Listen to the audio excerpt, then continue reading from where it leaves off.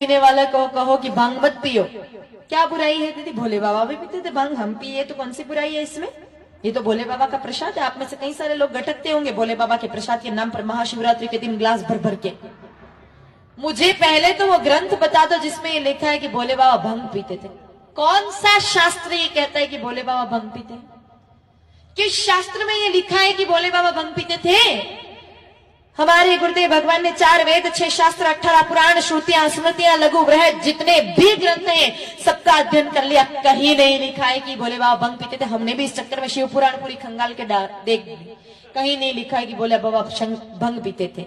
ये जितने भी भंग पीने वाले ना वो अपनी कम्युनिटी को, हर व्यक्ति चाहता है कि मेरी कम्युनिटी बढ़े, शराबी चाहते हैं कि शराब पीने वाले बढ़े, विमल वाले चाहते हैं विमल खाने वाले बड़े, भांग पीने वाले चाहते थे भांग पीने वाले बड़े, इसलिए भोले बाबा के नाम की बदनामी शुरू कर दी। लेकिन कहीं नहीं लिखा है कि भोले बाबा भंग पीते थे। हाँ, इन 1000 सालों में ऐसा कोई ग्रंथ आपको मिल जाए छपा हुआ जिसमें लिखा है कि भोले बाबा भंग पीते थे। हालांकि इन 1000 सालों में छपे ग्रंथों पर हम विश्वास नहीं कर सकते। क्यों नहीं कर सकते? इन 1000 सालों में कई सारे विधर्मी आए, मुगल आए, अंग्रेज आए, और जो बातें हमारे शास्त्रों में थी नहीं वही जबरदस्ती डाल दी धर्म को खत्म करने के लिए।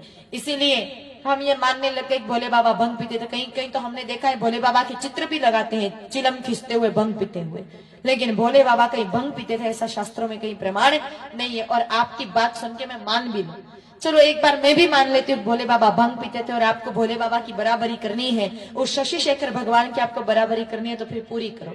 भोले बाबा हलाहल विष भी पीते थे, थोड़ा घूंट दो घूंट आप भी चला दो जहर की।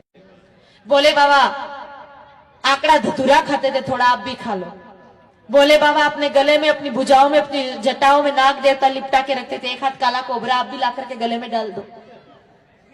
बराबरी करनी है तो आधी अधूरी क्यों कर रहे हो? पूरी करो ना। जब बराबरी करने पर उतर ही गए हो तो पूरी करो, फिर आधी क्यों कर रहे हो?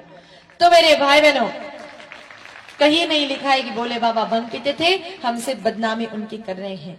लेकिन नशा जो व्यक्ति करते हैं हमारी नजरों में 1 नंबर के महामूर्ख होते हैं। मूर्खता की हद देखो। नशे पर जो आप वस्तु इस्तेमाल कर रहे हो उस पर लिखा है कि यह खाना स्वास्थ्य के लिए हानिकारक, इससे कैंसर होता है। हाँ, तो भी खा रहे, मतलब देख भी रहे हैं, पता भी है, पढ़ करके भी जान रहे हैं, फिर भी पैसा खर्च करके खा रहे, तो इससे बड़ा मूर्ख कौन? आप कई सारे लोग कहेंगे दीदी हम तो पढ़ना ही नहीं जानते, छूट गए। छूट कैसे गए? सड़े हुए मुंह का फोटो भी लगा रखा है कि भाई तू देख के ही समझ जा, पढ़ के नहीं समझे तो। लेकिन फिर भी नहीं समझते हैं।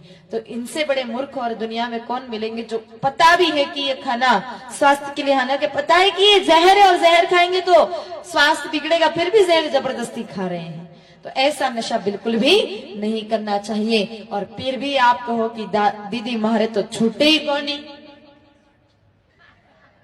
कई सारे ऐसे लोग हैं कि हमारे तो छूटे ही नहीं। छोड़ना चाहे तो हमारे घर बार छूट गए, आपके नशा क्या नहीं छूटेगा? छोड़ना चाहे तो सब छूट सकता है, बस मन में दृढ़ संकल्प करना है। और देखो नशा